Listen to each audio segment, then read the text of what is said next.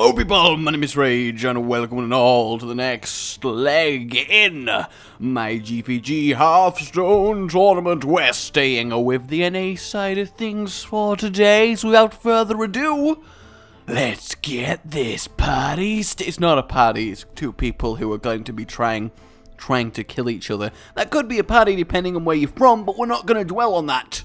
We're going to dwell on the game, which begins now. Here we are then, ladies and gentlemen, in the first round, and we have ourselves a druid versus a shaman. Now, the druid has doomsayers in his deck. I'm liking it a lot. Our shaman rocking Uzis and Jeeves, which again is just a little bit different.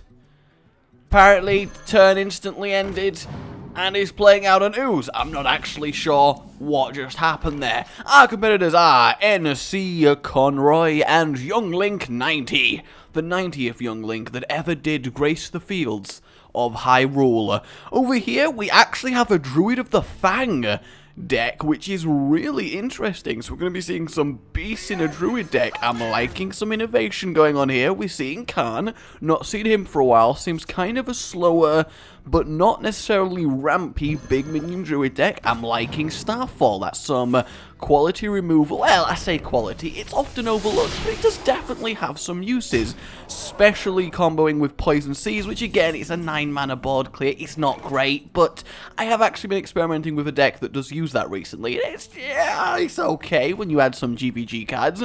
Either way, our shaman looks to be playing a much more aggressive version of a shaman. He's emptying his hand as fast as possible, trying to go face. He's going to use his flame tongue next to his slimes next turn and really smack MC Conroy about the head, but he's not really going to get the opportunity to do that. Oh, not the ideal choice here. He's gone for the Khan. Based on what he's seeing, honestly, the ideal thing to do is Druid of the Claw in Taunt, because then both of these have to go through the Taunt, and you 2-for-1 quite nicely. You also, of course, have the option of Starfalling away the Slimes, which clears the board quite a lot. So we are going to see the Flame Tongue drop between them. Now, he could use it to clear both parts of Khan, and he actually is going to do that. I'm not sure I agree with that at all, based on the fact he can simply just go face, push out 10 damage, which is already really good on this turn, especially from a shaman. The advantage does end up being that he now can't get Starfall cleared, and he does kill the Khan for basically free, as his minions were getting Starfall next turn. But obviously, he did not know that, so I'm a little bit iffy. We got a Feral Spirit, very solid staple card. Who doesn't love two spirity wolves of spirity awesome? I certainly do. Annoyingly, of course, they cannot go either side of a Flame Tongue Totem, but still, the pressure is definitely staying on our druid friend, who is running Oasis Snapjaw as his chosen beast with Druid of the Druid of the Minimum, which is actually a very interesting choice. This is quite the novel matchup. I'm really enjoying this. Nothing wrong with just I'm not really sure what's the best play. I'm just going to Druid of the Claw in Taunt form, which would absorb both the wolves, but then it's a 3-mana card for a 5. Though if we include the Overload, it's kind of a fair trade. However, a Lightning Bolt and then a Rock Biter on the Spell Power Totem clears it nicely, opening the way for face. But honestly, he should just trade the 2-3 Wolf off, because he needs to keep Rock Writer, I can't do the words today, guys, for any potential Wind Fury shenanigans later on. Ancient of Law coming out at quite a nice time, but he is in fact going to go for the AoE here, which seems a little bit kinda... I mean, yeah, you get to clear the wolf. You do get to remove all of his threats. Mostly the Flame Tongue hardly a threat at this point, but you are down to 18, and you know you're facing an aggro-y shaman, so it's really not ideal. We're going to see a Jeeves Haunted Creeper here. There is no other even slightly good play, and Jeeves is going to get that for Mr. Young Link here, and we have everybody's hated scum, though not as much as Undertaker, the Leperno, Milan as well. To be fair, it is a beast. It does buff up Druid of the Fang. To be fair, this is actually inspiring me to give a Druid of the Fang deck a go, because there are a few kinda cool beast. I would probably run the actual beast as well, just for funsies. So I am liking what MC Conroy is doing here. Definitely appreciate original decks being brought forward. This is exactly the kind of thing I was talking about. Aggro Shaman versus Beast Druid. Would you have called it? I bet you wouldn't. So he needs to use as many cards as possible. Honestly, using the Rockbiter to just go face in order to draw more cards is definitely a viable option. But then again, that Doomhammer draw really proves me wrong on that front, because he now is set up for massive lethal. I mean, the thing to do is kill something like the Loot Hoarder, and then heal for 5 with the Ancient of Law, and then armor up. He has to heal, and he's chosen to draw. That is going to be the end of MC Conroy. Actually, the higher ranked of these two players, though there's not much in it. They've both done very well in Hearthstone, but that is quite cool. I do like to see a bit of Shaman victory. I have to say, I'm kinda partial to it. He really does not have many options. He is taking 10 damage from that Doomhammer, and there is 2, 4, 6, 7 damage on the board. And he is going to be killed by exact, well, not anymore because of Crackle, but with the Doomhammer Rockbiter, exact lethal is at his command right now, which is quite nice. Here we go. The smackety face is happening. A bit of smackety face. Always enjoyable to see in a Hearthstone game. Really smooth play from both these players. I feel like MC Conroy could have done a little bit more. And I don't think this is BM. Personally, when I top deck something extra, I like to show that I could have killed you in multiple ways, you've not lost to a top deck. Because I think that, feels a little bit better. Alright guys, so let's hop into game 2. I am looking forward to this. And here we are in... Game 2 is upon us, everyone. And we are now seeing... some sort of Warlock. I can definitely attest to that. And it is, well, actually, that's not Handlock nor strictly Zoo. Again, probably an interesting hybrid deck. I mean, he's running Soulfire, which isn't that good anymore, so... I don't know. Again, I'm kinda happy. I'm also liking this little Exorcist here. A lovely little tech card against heavy death rattles. Not too strong, but definitely does give you a lot of options. I think probably against a Druid, you've got a little bit of time, so tapping is superior to the coin Harvest Golem, as well as the fact that it lets you coin out Floating Watcher a little bit earlier to keep it. He is just going to play that out because he's obviously identified he's not going to be facing a aggro-y rush, or at least not the one he expects. Again, two very interesting decks. What I'm liking the look of next turn, though, is Double Innovate Ragnaros, which is made infinitely weaker by... Oh no, he didn't actually roll high. He can still definitely Double Innovate Ragnaros. Come on. Oh, don't swipe face. Double Innovate Rag. Have the balls, Conroy. Get that Ragnaros. Burn the wretches. He's not got any hard removal till 6 mana. Come on. Oh, damn. He's just going for the safe play. Damn you for being sensible. I guess next turn, hopefully, we will see a Innovate Ragnaros. That would have been splendid. Young Link, of course, needing to win this game to claim a 2-0 victory and advance in the tournament. MC Conroy, NC Conroy even, fighting for his life, though double power overwhelming is some very, very nice burst, especially with Soulfire. Young Link seems to very much favor kinda unique bursty decks, which is really nice to see. We're going to go for a Wild Growth here, which... is alright. I mean, I feel like he should just go for this Ragnaros. I feel like it would have made all the difference here. But then again, our Warlock friend is on 20 health. If he goes to simply 14 health, he's dead to combo. Our Druid friend can combo whenever he wants. He has the innovates for it. In fact, he drew an extra Force of Nature. Play Force of Nature, go face with 6 damage. Do it. Next turn, you've set up lethal. You can do it, my friend. You can bloody do it. Oh, he's gonna clear. Damn, he's scared of the Floating Watcher. Technically the superior play, because doing the 6 damage to the face would just power up the Watcher via 3 stages, which would really suck, but I like having a few little ballsy plays every now and then. Power Overwhelming on a Void Caller to do a bit of extra damage and then summon your demon out is actually kind of cool. Flame Imp is very dangerous for Mr. Young Link here. He is literally 1 health away.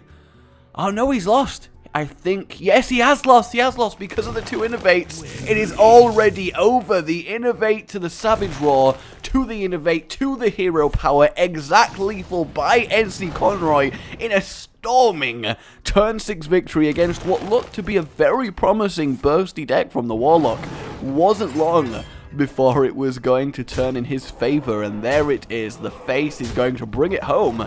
And we go to game 3. That was intense. That was a lovely game of Hearthstone. Alright.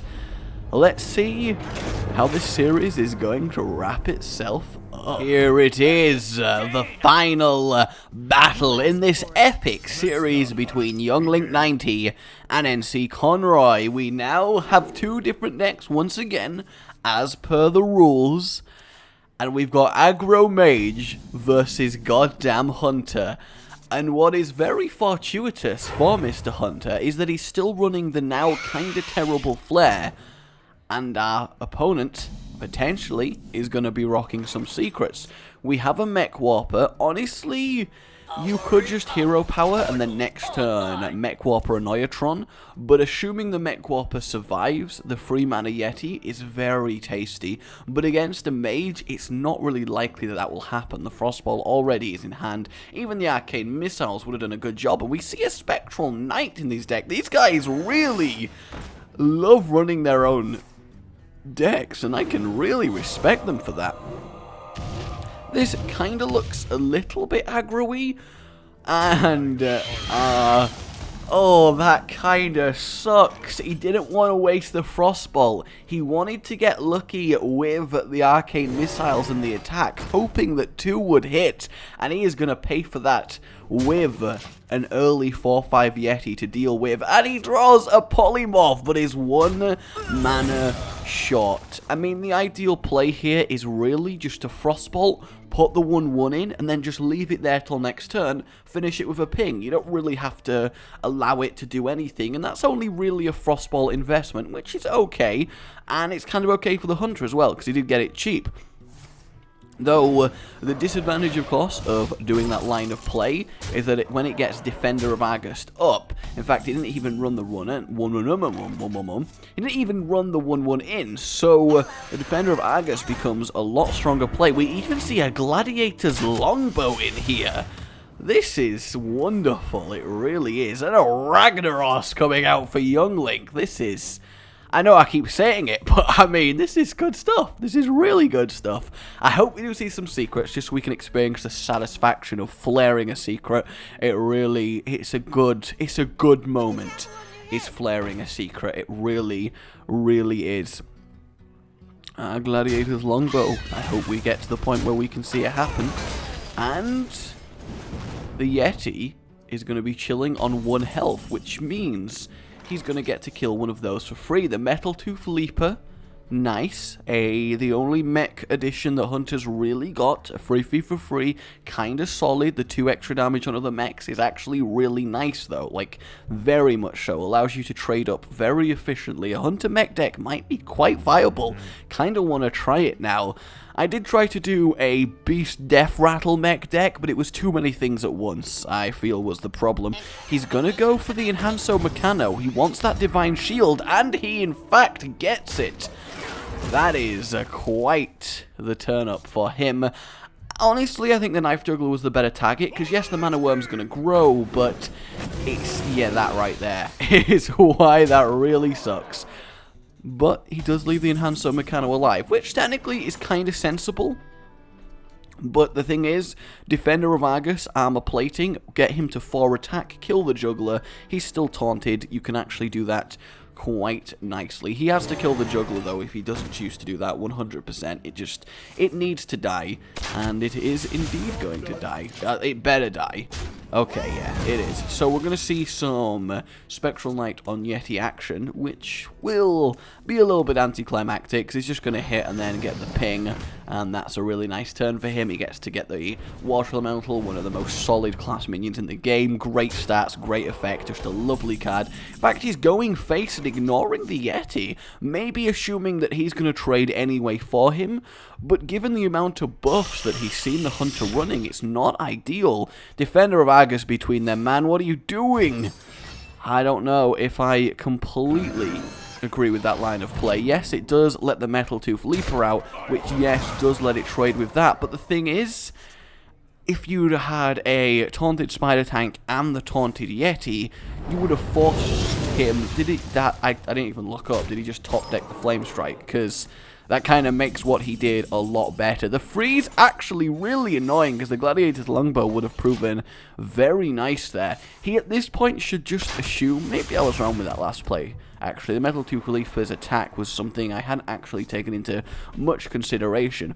Either way, the fact that he can't use the longbow is very irritating, and at the same time, he really should just be flaring, because he would have seen some secrets by now, if there were any secrets being run in this deck, and this really looks to be the hammer in the coffin. The Cogmaster is going to do nothing for him. It is totally game over. I mean, technically, he has a chance to survive. You stealth the non-taunt, and your hero power, he has to go through the 2-3 with his minion, and then he has to hope for a Ragnaros, but unfortunately the polymorph is there, which means this is a pointless endeavor, and the victory is going to go to Young Limp. Look, Young Limp! He's young and he's limp! With a really interesting deck. Fair play to him, well deserved. 2-1 to Young Link. And, yeah, that was fast. That was quite the set of games. I'm happy. Wasn't that awesome, guy? That was really fun to watch. Let's go on to the next... Ooh, I don't even know what I'm saying. You know what comes next. Surprise! I thought for a special treat, let's do 2 rounds in one video for twice the Hearthstone fun to stuff in your bun. That sounds really wrong. I was imagining a nice frosted number, and it came out a little bit wrong. Either way, I think this is a really nice treat. Mainly, it's just, I love the support that you guys have shown the tournament, and we're really growing together in me learning how to commentate this, and I like it, I really do. So let's do 2 rounds today. We have Frostic versus Tulkas. Frostic, ironically, is not playing the Frost Mage. Tulkas is. He's got Cone of Cold, not often seen, as well as some Burn Freezes. The Early Mad Scientist, a very good card, a very common card in these types of decks. It is going to get pained straight away by our Priesty friend, who right now is playing pretty much standard-y Control Priest. I imagine it will have a GvG in Fusion. The Acolyte of Pain does go down. It might as well. He's seen a Pain. Normally, that would be a terrible idea if he hadn't seen a Shadow Word Pain, but because he has, there's only around an 8% chance that he's going to have the other one in his hand at this stage of the game, so he's pretty guaranteed to get draws off it at this point, which is really good. He can run it into the Cleric, he can ping it himself, he's going to get a really nice amount of value off this, and as a Frost Mage, you just need to draw cards as fast as humanly possible. Our Priest will probably have identified what type of mage he's playing, and therefore will know that he needs to play a lot more aggressively than he's used to. Unfortunately, the Ice Barrier was the secret pulled from the Mad Scientist. Ice Block probably would have been better at this stage, and he does draw it anyway. I imagine we're going to see an attack ping, though, as you get the highest amount of value. If you can get 3 draws off Acolyte of Pain, you are in the money. A Pyroblast in the deck as well. Not as common, but I really like the card. It's that goddamn, oh no, he's got Pyro! And it does very much suck. So yeah, he's simply going to get 2 draws off it, and he does get Blood Mage Falnoth. We may in fact seeing Wombo Combo one turn one shot, which is really nice. Light of the Naru. A lovely card that was added for Priest. 1 mana, restore 3 health to something. That's okay, especially when you combo with Arcani Soul Priest. It becomes a Lightning Bolt without the overload. But where it really shines is the Light Warden, which basically means it's very good value, because Lesser Light One is only 1-2. That was a very nice little play there, by the way, getting the Injured Blade Master, the Circle of Healing, clearing the board, and drawing a couple cards, which is always good to do as Priest. But yes, you are nearly always going to get Light of the Naru to give you a Light Warden if you use it on the correct targets, or as damage with an Orkani Soul Priest, and therefore you get a crap ton of value out of it. Even going face with it is potentially possible in kind of like a suicide-y, go for it Priest, which is really nice. This is a very sensible play here, because not only does it eliminate the threat on the field, it also then steals the draw array from the Frost Mage, who very much needs as much draw power as possible. First, checked for the secret just to see if it was going to trigger with Ice Block. Probably worried for a Mirror Entity, but really shouldn't be, given that Mirror Entity is not common at all, especially not so in a Frost Mage, but I'm liking this. Priest versus Frost Mage is often a very even matchup. If Mr. Frostic here was a control warrior, then it would be pretty much sealed in his favor, but this could definitely go either way, so I'm kind of liking this. And the first of the freezes do finally come out. However, with an injured board like this, the Priest can make very good use of his various heals and trickery, so we'll have to see what he does go for.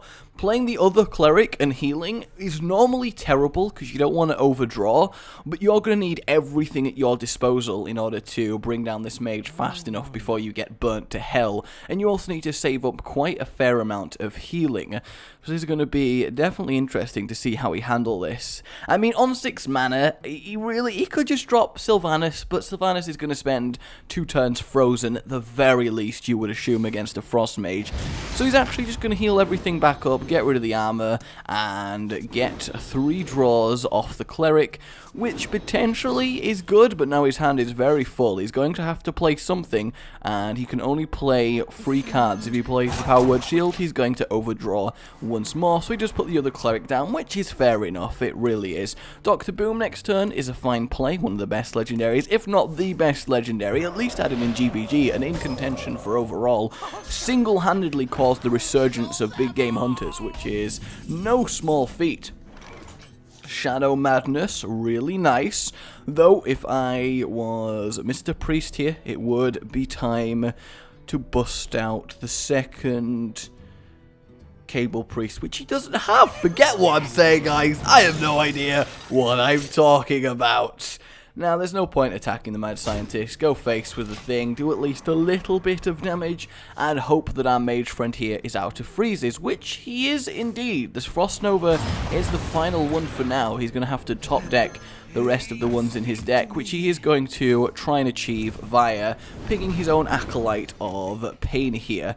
A mass board silence that affects the pre-sown minions would actually be really good in this situation. I'm going to deliberately just kill off the Scientist just to get out his other ice barrier and increase his survivability even more. I feel the frustration here from Frostic, I really, really do. It's kind of the situation where I'm winning so hard and I'm not allowed to kill you, and this is upsetting, and I can understand that. Fortunately, he only has to face this Frost Mage once through this set of games, so it is okay. Using the Holy Smite to deny the double draw is the best he can do in this situation, and then really he can't really do anything else. He's going to be drawing a lot of these Clerics, which ain't too good. Harrison Jones is kind of fine.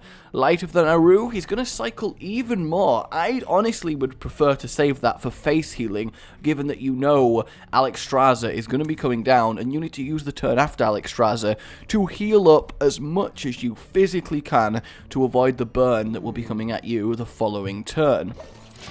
The burn on the turn, and he does resist the use of the Light of the Naru, but the top deck Frost Nova, just what the mage was wanting to see. The Blizzard not ideal because it will trigger the boom bots, and he's going to use this turn of high health and ice block to fire off the Alexstrasza, which is entirely not a bad plan. But now our mage friend can our mage friend who looks like a little kid priest can easily deal with the Alexstrasza, then proceed to Light of Naru face, which he really should do because he's going to get both draws off it. which will draw him 2 more tools to potentially use this turn. We're going to be triggering the ice barrier with the boombots, but that is a-okay, and the mage is going to be taking the first large amount of damage all turn. The armor already peeled away thanks to Mr. Dr. Boom, and another 10 points of damage you're going to be smacking home, but it's not quite enough, honestly. I'm worried for Frostic here. I mean, he fortunately is not going to be dying to any burn, but his hand could be a lot more dangerous for all he knows, and he is going to hold on to the Light of Naru. Frostbolt coming in. Definitely something that he's after. This Blizzard is actually not going to be good, because he may take 8 damage to the face from those boombots. So he does sensibly go with the Frost Nova, and he's going to use the rest of his turn to finally start doing some damage. And in fact, with that and the ping, he obviously would put him in Pyroblast range, but he is facing a Priest, so of course he isn't going to go all in with that. However, the Priest cannot actually kill that Loot Hoarder, which is definitely a problem for him, because that 2 damage might actually make all the difference in the world. Is he going to Light of Naru his face? He really should at this point. And there it is. He's going to heal up for the 6. Unfortunately for him, he doesn't gain the Light Warden, but that's not something he really needs at this point. Oh yeah, of course, Healing Face doesn't trigger the Cleric. I was a little bit wrong earlier. He really should have attacked with the Loot Order before doing that. Got that extra 2 points of damage in. There is no point deliberately trying to sponge from the Boombots. You just need all the damage you can. And the top deck Doomsayer on his last freeze. He could not have requested a better card from his deck. Fortunately, though, well, actually, what I would do here is Cable Shadow Priest the Doomsayer, which would take it over to your side and thereby prevent the death rattle for an extra turn until it goes back to you. But I guess technically speaking, it would achieve the same effect, wouldn't it? Could you actually do anything with that? You've got no way of disabling it. It's kind of a neat interaction, though, that it would delay it for an extra turn.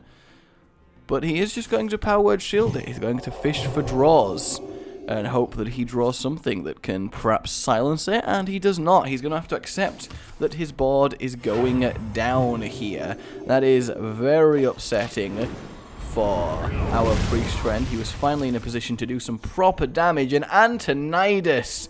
We are going to be seeing Antonidas into Frostbolt 100%. And there really is not much left that our priest friend can do. This game is all but over. The nail is going to be going in the coffin. Ragnaros, the Fire Lord, does get burnt. That is a mighty, mighty blow, because he could have YOLO-ragged. He could have hit Antonidas, but as it is, he is beyond dead. He is just going down. There is nothing left to do. Double Shrinkmeister into cabling Antonidas would be kind of neat, but it is over. He simply needs to Pyro Face, and then next turn, oh man, Frostball, Ice Lance, Fireball, the damage is there. Probably should have played Blood Mage Thalnos before that. In fact, would that have actually made him able to win? I'm not entirely sure. Well, could he done? Could he have done? That would have done 4 damage. This Fireball would have done 7, and the Ice Lance would have done 5. 5, 7, and 4 is 15. He started on 16, and then he would have had ping mana left. So he actually could have killed him that turn if my math is spot on, but it doesn't really matter, does it? Frostic is dead, he is crippled, he is bleeding out on the field. There is nothing he can do. He does actually draw the double Shrinkmeister, so he could have stolen Antonidas, but it really does not matter. He's playing his cards, he knows he's done, and he does commit honorable seppuku. There it goes. Goodbye, Frostic. That is game 1. Oh, here we are in game 2. Buckle up your seatbelts and prepare for the ride of your life, because we are facing, god damn it indeed, from Frostic, we are facing a Control Warrior mirror. This is going to come down to some of the seemingly inconsequential decision making, and to be fair, well, It's going to start slow. There's no denying this is going to be a slow game at the start, but later on, this entire game is going to be decided by one key decision that one of them does or does not make as a control warrior mirror, and I'm going to be very interested in finding out what that is. Frostic fighting for survival here. A Foe Reaper, that's a nice little addition to Control Warrior. Not a great legendary, because obviously the best legendaries affect the board on the turn they're played, but if Foe Reaper can survive a turn, he can really reap foes, and that is his major strength. Harrison Jones being played by Frostic, which is going to obviously come in very useful. The armor starting to be built up, a nice board for some whirlwind action, even a plain Senjin. That is very interesting. The Armor Smith is the target, honestly. Well, I think he's going to regret that because the more armor you end up having, the really worse it is. And he's going to get quite a few off this Armor Smith. Tulkas, however, is really going to be wanting to press this victory. If he can take this in a 2-0, he's going to be feeling a lot more confident going in to the next round. And down goes the Unstable Ghoul to once again give him some armor. Honestly, I would have deliberately attacked the Unstable Ghoul just to generate that one extra armor, because you want to get maximum usage out the Armor Smith, but it's going to be... It's not the biggest deal in the world, and just dropping the Senjin, doing pretty much the same difference as a Sludge Belcher. The advantage, obviously, a mana less. It's still going to require kind of the same removal investment, maybe an armor up and a shield slam, but it's kind of a weak creature to use one of your shield slams on when you know you're facing Control Warrior and you know you're going to be seeing some massive drops hit the field. So it's whether he wants to keep this board clear early, and it looks like he is going to make that decision. Granted, there wasn't many options to him, but the thing is, even letting something with free attack beat on you for a while is not horrible if you're wanting to fish for a better answer. That Deathspite top deck there, exactly what he wanted, gets to kill the second Armor Smith without any trouble whatsoever. Mr. Frostic here, wow, a mirrored top deck, that's kinda neat. Mr. Frostic here is in the fortunate position. Well, I say fortunate, he's unfortunately making kind of a sin in a heavy control slow matchup. He's playing more things than his opponent, and that is a really bad idea. Basically, you're trying to fight over who can get the most efficient removal, and because Mr. Tulkas is basically not playing threats, only very limited ones, and Frostic is going very much in on removing them, he's going to find himself out of options a lot faster than Tulkas is, so that may definitely come into play. He's giving him the Acolyte for free, only getting one draw, which isn't actually ideal. He could have saved it till some whirlwind action, and down goes the Shield Maiden up to 11 armor, and removing all the armor from Mr. Tulkas, who's now finding himself in a little bit of a difficult position, and is in fact going to drop the Ragnaros. Now, he ideally wants the Ragnaros to hit the 5-5 on the right. Is it going to happen? It really is. He has now got enough value out of that Ragnaros to really justify its existence. And the thing is, from Mr. Frostic, if he wants rid of that Ragnaros, he either has to hit it for 8 damage to his face, or he has to sacrifice Harrison and then go for the execute. He can, of course, go for the shield block and hopes he draws Shield Slam, which would be absolutely perfect, and he draws Whirlwind, which is another way out of this, because Whirlwind into execute very much saves him having to do a high-level investment. The big Game Hunter, though, from Tulkas is going to make Alexstrasza and Baron Geddon a real non-threat, but obviously 48 health here for Frostic is something Tulkas is really going to have to get through. Stalag and Fugen in a Control Warrior, definitely very interesting there. No point playing Sylvanas, it'll just die for free to the Harrison. And there's not much he can do, so he's simply going to play his lower cost creatures, get a bit of armor, get a bit of draws, armor up, and just see where the game goes. He's in a kind of unique position in that he has a lot of big threats, but he doesn't really have a chance to use them because of the board state. The Shield Slam draw there is really good, and he's going to use this very opportunistic turn where he's not pressured at all to put his opponent to 12, which is Grom range with a Taskmaster, which is going to worry our Control Warrior friend Tulkas very much. Arcane Nullifier, a really nice card. It's unremovable via spells and has a hefty amount of health. I think it's one of the least praised quality additions to the GvG lineup. It's one of my favorite taunts to use in damn near any control deck because it forces them to trade, and trading is not something that often happens in control, at least not till late game. So that is a very sensible play there for him. He's going to have to force another weapon out and force him to hit it twice, which really does suck to waste a Death's Bite on just killing that. He may go for the Whirlwind to AoE it with one attack, but then that's also good for Mr. Tulkas because of the fact that that is it. His Whirlwind is gone, and therefore the next execute, the damage has to come from either face or a minion, and he is indeed going to do the Whirlwind into Death's Bite. He wants that Arcane Nullifier nullified. But 50 health now for Frostic, though I really would not count Tulkas out. He actually, although it may not seem it, is in the most advantageous position here. Shield Maiden, a very nice pickup. That 5 health restore is going to be very good. He's going to play that straight away, take him out of any conceivable grommable range, and cleave away 4 more armor that will be replenished pretty damn soon. Dr. Boom, armor up, the only sensible play to make here, as well as obviously killing that and clearing the board for your efforts. This is going to prove difficult for Tulkas to deal with without a Whirlwind top deck here. That is... Ooh, he draws Brawl. If he plays Sylvanas, although he has to survive the turn, and he doesn't know whether his opponent has Grom or not. So this is a very important decision to make here. Because we know what our opponent's hand is, the best play is Sylvanas and simply armor up, and then hope for a really good Brawl the turn after. But he's going to be terrified of Grom, but he can't really play around Grom. He's pretty much kind of committed to going for that. If he's absolutely really scared of Grom, Stalag Brawl is the play to make, and he is... Rage, give me the cheat codes. He is going to go for the sensible, I hope he does not have Grom play.